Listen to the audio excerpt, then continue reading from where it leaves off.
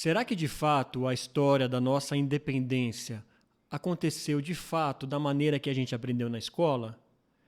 E se a gente ouvisse de novo todos aqueles acontecimentos sob outros pontos de vistas históricos e mais, sob a perspectiva de jovens atores da periferia? Roda a vinheta.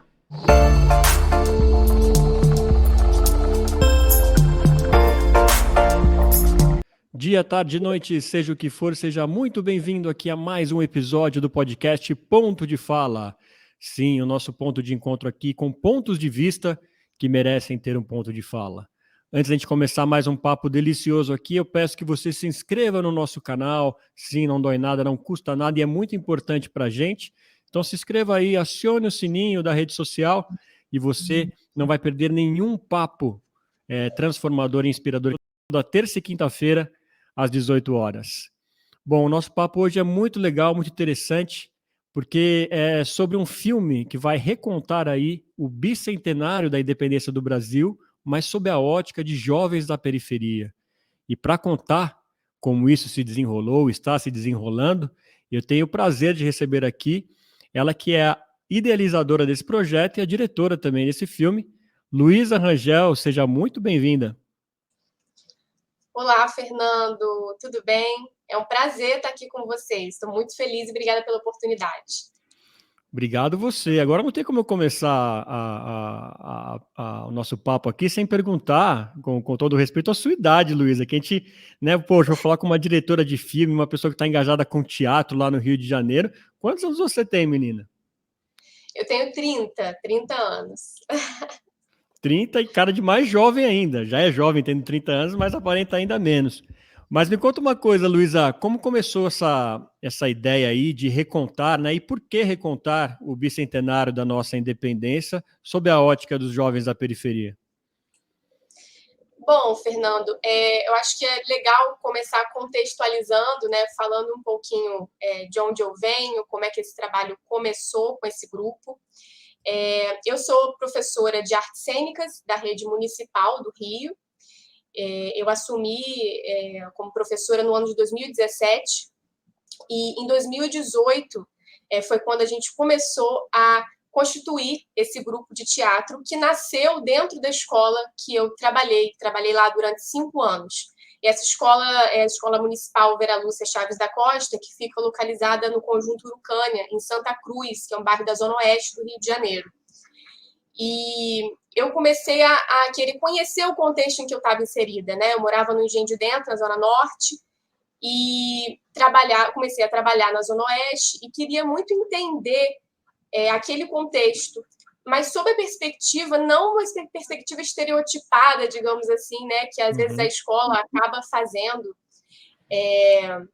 Esse aluno é o aluno bagunceiro. Então, eu dava aula para o Fundamental 1 e para muitas turmas de sexto ano. Então, eu comecei a querer conhecer o entorno e o bairro e esses adolescentes a partir do ponto de vista deles, né? Como é que eles se apresentavam? Sobre o que eles queriam falar e trazer para as cenas nas aulas de teatro. E foi muito interessante começar a abrir esse espaço de autoria. Então, em 2018, eu fiz esse trabalho com os depoimentos pessoais, trazendo as narrativas de si, trazendo muito a primeira pessoa para os jogos e para as construções dramatúrgicas. E eu percebi que tinha um grupo de 6 alunos e alunas que sempre procuravam naquele tempinho após a aula, né? Porque a aula acaba tendo os 50 minutos, né? Dentro da grade curricular. E alguns alunos se interessam muito, o teatro desperta muito isso, né? Esse vínculo afetivo e essa possibilidade de trazer sua visão de mundo para a cena. Então, os adolescentes me procuravam muito após a aula. E esse grupo, especificamente, de 6 estudantes, a gente começou a fazer ensaios após o horário da aula, ou às vezes aos sábados de manhã também. E aí fizemos uma primeira construção de uma cena que foi no ano de 2018, a gente começou a ensaiar, em 2019 ficou pronta, e o primeiro trabalho se chamou Fale Sobre Mim. Tá. Que trazia justamente as narrativas de vida desses estudantes, e eu também acabei entrando em cena, trazendo a perspectiva enquanto professora de escola municipal, né, de escola pública. E esse trabalho estreou no final de 2019. Uhum. Depois veio a pandemia, e aí a gente ficou um pouco Sim. sem perspectiva, né, de como apresentar isso presencialmente. A gente chegou a se apresentar em 2019 em alguns lugares, alguns teatros, mas em 2020 ficamos sem essa perspectiva e continuamos alguns encontros virtuais, e surgiu uma oportunidade de fazer um doc, um mini doc sobre o processo desse primeiro trabalho no teatro, porque eu acabei aprofundando essa pesquisa no mestrado. Eu fiz o mestrado na Unirio, que é a Universidade Federal do Estado do Rio, que tem um programa de pós-graduação, mestrado, em ensino de artes cênicas. Tá. Então, essa pesquisa acabou se aprofundando nisso, e aí surgiu a oportunidade de a gente gravar esse doc. Fizemos um doc sobre o processo, e, de certa forma, continuamos vivos, digamos assim, né, os trabalhos vivos durante a pandemia, mas ainda sem entender como é que seria esse retorno. Esse ano, em 2022, nós fomos contemplados pelo edital Retomada Cultural, que é um edital do Estado, do governo do Rio de Janeiro, e que a gente foi contemplado justamente na linha que trazia essa comemoração, digamos assim, do bicentenário da independência do Brasil. Tá. E aí, de cara, quando a gente viu, a gente achou que seria uma oportunidade interessante, porque dialoga muito com o que a gente gosta de fazer com as narrativas, né? Bagunçar um pouquinho as narrativas oficiais, trazer essa disputa de narrativas, esses diferentes olhares sobre o nosso Brasil, que a gente sabe que existem muitos apagamentos, né? Muita invisibilização diante disso. Então, a ideia justamente foi essa, assim, nos questionarmos que independência foi essa, né? Quem foi vangloriado, glorificado, e que apagamentos aconteceram, quem o Brasil escolheu e quem o Brasil escondeu, digamos assim. A gente sabe que tem essa imagem que fica mais emblemática, né, do Dom Pedro I, às margens do Rio Ipiranga, né, uma figura heróica, altiva, cercado de militares, especialmente naquela imagem, pintura Clássica, né? clássica da independência ou morte do Pedro Américo. Enfim, esses modos de retratar, onde quase não há esse espaço da representação das figuras populares, né?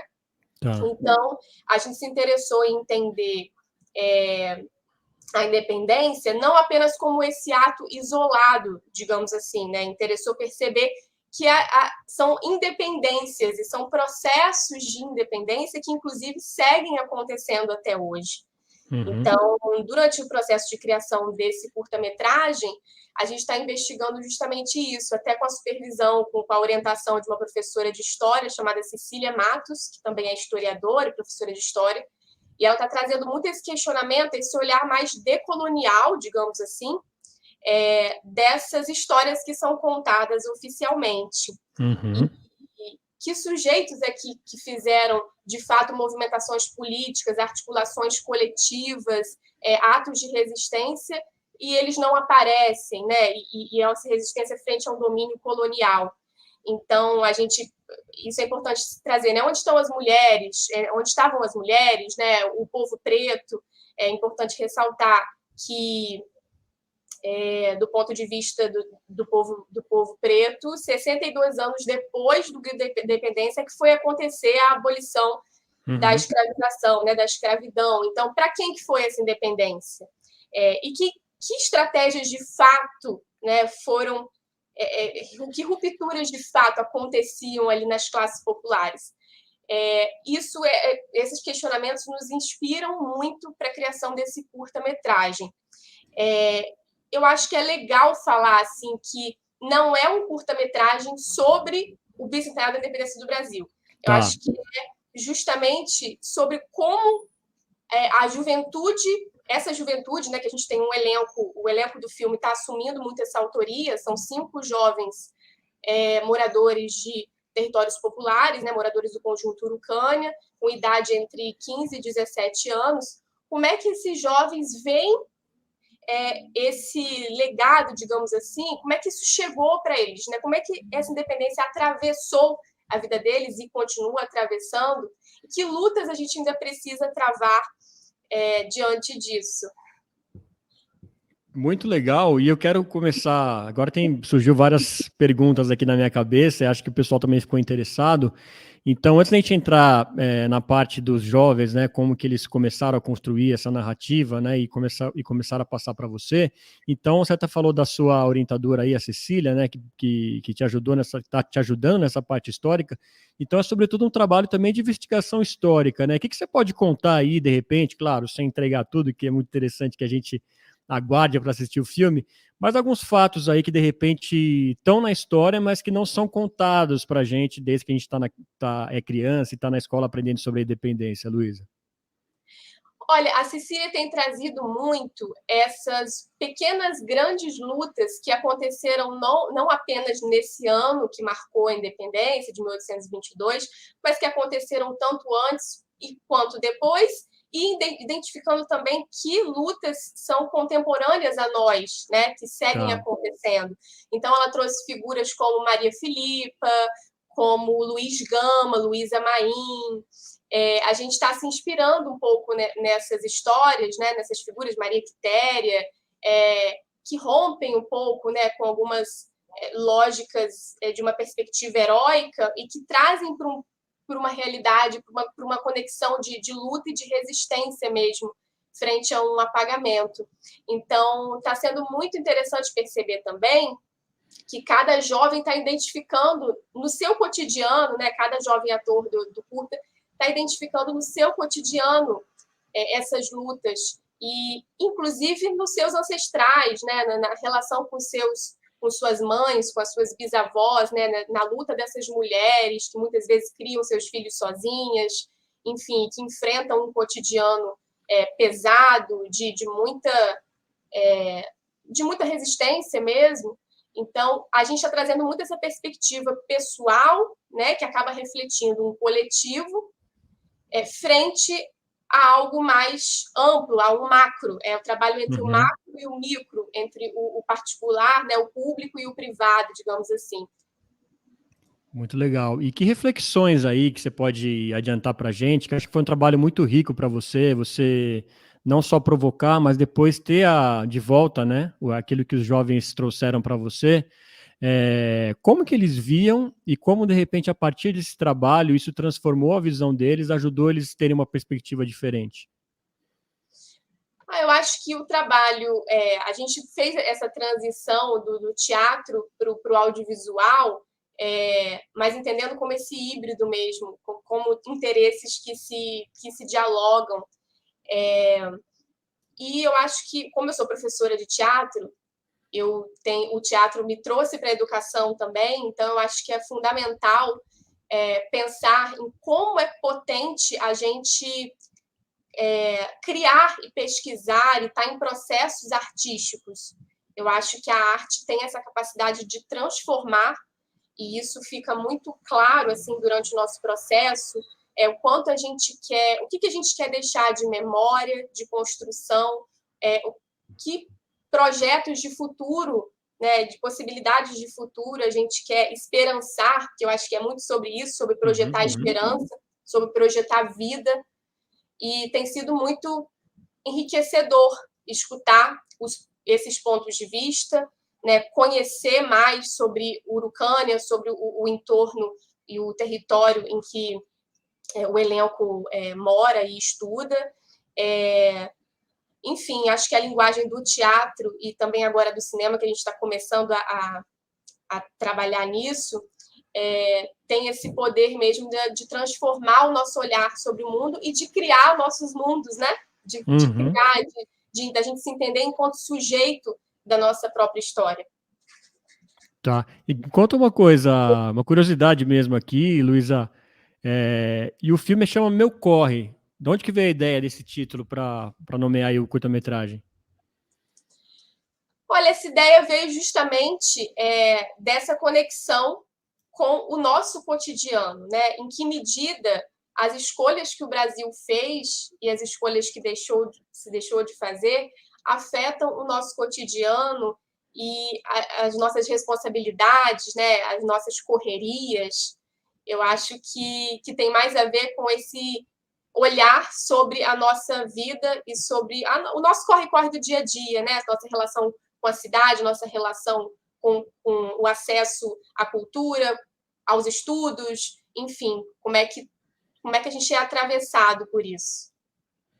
Muito legal. E agora eu quero voltar um pouquinho lá atrás, Luísa, que eu estava até lendo algumas coisas aí sobre a sua trajetória, e eu vi bastante que você sempre foi muito engajada a partir do momento que você chegou ali para a parte aí do ensino, principalmente, você ouvir as pessoas, escutar os seus alunos e tudo mais.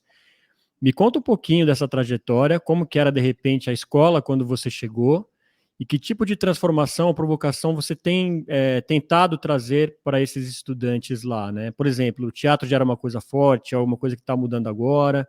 Conta para a gente um pouquinho também desse impacto que você tem causado aí muito positivo dentro do ensino aí público no Rio.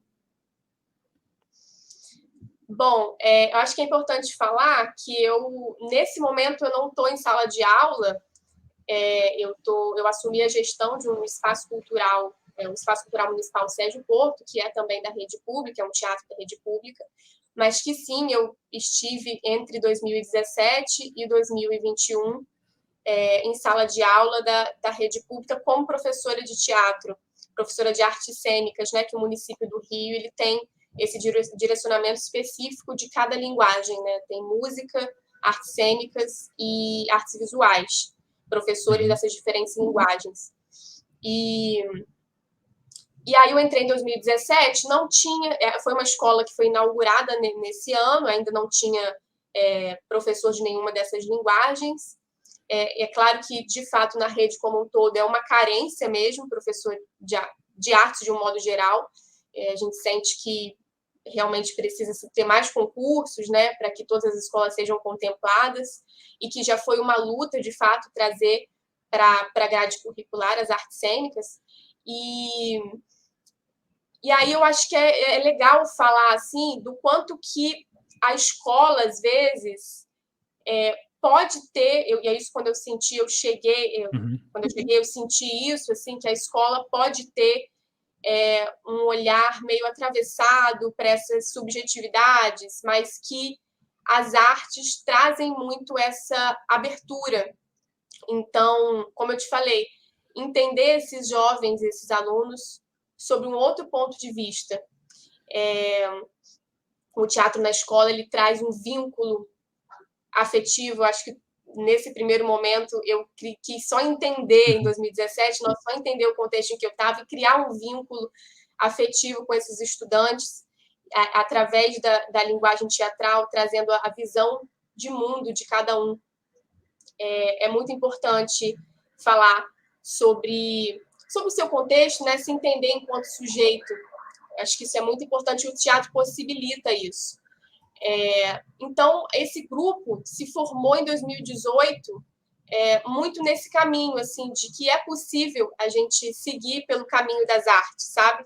Tá. A gente se encontrava ou após a escola ou aos sábados, e hoje eu vejo que de 2018 para cá, claro, eles tinham na época acho que 11 anos, 11 para 12 anos, e agora já estão com 16, 17, e aí já vem uma possibilidade das artes enquanto um caminho de vida mesmo. E isso foi muito enriquecedor. É isso, foram 5 anos, né, dessa experiência, e eu tive em média, por ano, assim, umas 18 turmas que passavam ali. Caramba. Pelo meu cotidiano, assim, cada ano eram 18 turmas, nesse formato da grade curricular, cada turma 50 minutos, né? E é muito, eu acho que é um privilégio, né, poder estar, de certa forma, introduzindo, assim, pelo menos na escola, a linguagem teatral para essa galerinha aí, para essas crianças e jovens. Mas que existe um olhar já, eu acho que existe um desejo já muito ativo, assim, de criação. Eu acho que existe esse impulso de criação e eles já fazem isso em seus contextos, né? Muito bacana, muito legal. Agora, eu fico imaginando aqui, Luiz, a quantidade de depoimentos que você ouviu nessa trajetória, né? Que você sempre escutando muita coisa, né? Talvez seja difícil você selecionar, mas conta com uma história aí que te impactou, né? De algum aluno que passou por você e que, de repente, agora está se formando ali no teatro e que você, de certa forma, te ajudou a transformar a sua vida ou, de repente, você estava num dia lá meio desanimado, não, eu vou continuar porque vai valer a pena. Ah, realmente são vários, né?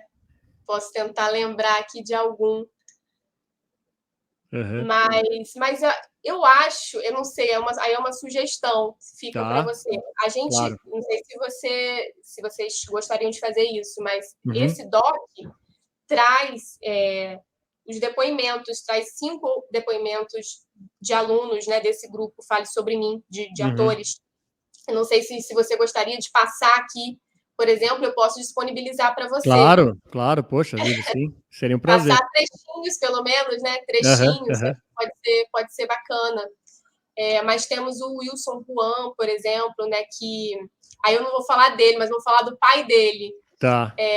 No espetáculo que a gente apresentou, Fale Sobre Mim, o Wilson trazia muitos questionamentos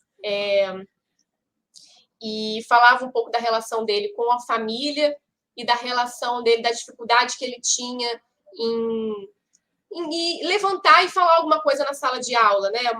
Um gesto que parecia simples, mas que para ele tinha essa vergonha frente à imagem que ele tinha representava para os colegas. E Uhum, aí uma relação com essa perspectiva da sexualidade, né?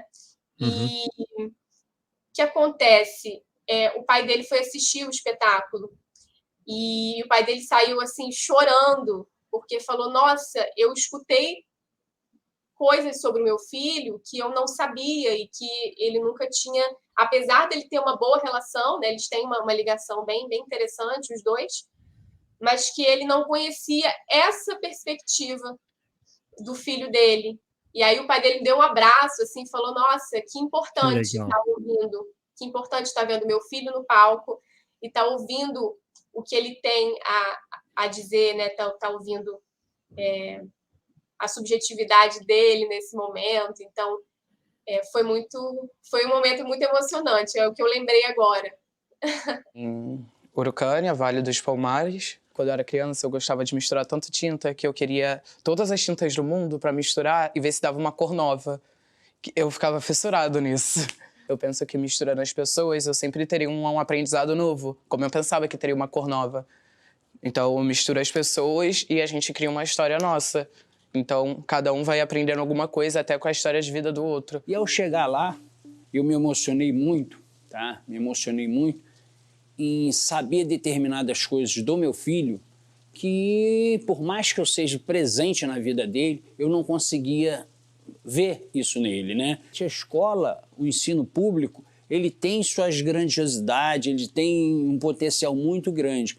Só que muitas das vezes algumas pessoas não acreditam nisso, tem que acreditar. Estão tentando matar a gente, estão tentando matar as crianças que vestem esse uniforme, estão tentando matar a escola pública. Muito legal, Luísa, muito legal. Deve ter sido o máximo, assim. Agora a gente tem um desafio aí, né, Luísa? Eu tenho até conversado com bastante gente aí do mundo da dramaturgia, de que cada vez mais, né, você vê jovens, antes tinha um pouco mais de vontade, até um pouco mais de glamour da pessoa querer se tornar ator, querer ir para a dramaturgia, e hoje tem uma competição muito grande com todos esses streamings, esses smartphones espalhados, de muitos jovens perderem esse interesse, querer ser um influenciador, querer ser um TikToker e tudo mais. Como você tem visto isso nos jovens? E como que a gente pode, com pequenas ações como a sua, manter viva essa chama, essa vontade aí pelas artes? Olha, eu acho que cabe tudo, né? Inclusive o nosso elenco também eles adoram TikTok, enfim, eu acho que é uma Uhum, coisa da geração também, acho que cabe tudo, mas essa relação do teatro na escola, né, das artes na escola, eu acho que desperta, assim, acho que desperta muito esse interesse, né? Os alunos sempre falam, minha matéria favorita é arte, é teatro. Eu acho que uhum, desperta muito. esse interesse, porque a gente vê que, pelo menos eu enxergo assim, né? Existe um interesse e uma luta pelo espaço de autoria da juventude, né? De trazer o seu ponto de vista também. Porque às vezes a gente pensa assim, um espetáculo para... A gente vê muito espetáculos para jovens ou espetáculos para infantos juvenis, para crianças, mas aí me interessa mais mudar um pouquinho essa perspectiva e pensar assim, que teatro... Como é que seria, então, um teatro feito por jovens, feito por crianças? Trazer o ponto de vista deles também, enquanto valorizando e reconhecendo que eles, sim, têm seus saberes, eles, sim, têm, também podem nos ensinar muito, as crianças nos ensinam muito. Essa foi uma grande percepção minha nesse tempo que eu passei na sala de aula, né? O quanto esse caminho tem duas vias, digamos assim. É sobre realmente escutar a juventude, é sobre realmente escutar as crianças e aprender com elas. Então, eu acho que é uma sensibilidade natural das crianças, né? As crianças já são, por si só, muito artísticas e, enfim, que cada vez mais eles tenham a oportunidade de ter contato com as diferentes linguagens, né? Isso realmente, tanto na escola, quanto em outros contextos, quanto frequentando esses espaços, né? E que cada vez mais a gente esteja menos centralizado, digamos assim, com os equipamentos, em relação aos equipamentos culturais, né? Que são, às vezes, concentrados nos centros das cidades ou nas zonas mais elitizadas, mas que cada vez mais a gente faça chegar a essa interação desses espetáculos, né, desses filmes, desses trabalhos, e que esses territórios populares também sejam reconhecidos enquanto zonas de produção mesmo, porque existe sim muita produção artística nesses territórios. Até um gancho que eu quero aproveitar aqui agora, Luísa, porque a gente já vê dificuldade para se produzir filmes, documentários aqui no Brasil com grandes produtoras. Como que foi esse lado também de produção com você, os desafios, né, de você conseguir fazer um projeto como desse virar? E conta também quem está com você nessa aí, te ajudando nessa produção. Então, realmente é muito difícil, tá? A gente está num momento bastante delicado, bastante difícil, de uma desarticulação, né, de um projeto de morte, digamos assim, em todos os aspectos. E quando a gente trabalha com esses projetos de vida, a gente, sim, está na luta. E aí, por isso, a importância da gente lutar por essas políticas públicas, né, por esse apoio à cultura. E, como eu falei, esse projeto foi contemplado, o meu corre, foi contemplado pelo edital de Retomada Cultural 2 do Estado, e a gente tem uma produtora, quem está produzindo esse trabalho é a Dani Carvalho, que é uma produtora incrível, que trabalhou até um tempo com o Nós do Morro. A gente tem a dramaturgia e a orientação dramatúrgica de Laís Lage, que também é cria de Santa Cruz, né, desse território. A gente tem a Rasmin Sanches fazendo a direção de arte e o roteiro. E acho que é legal falar também o nome dos nossos atores, são 5 atores: Wilson Juan, Anália Britney, Maria Paula Nurk, Laura Coelho e Lucas Reis. São 5 atores super potentes também.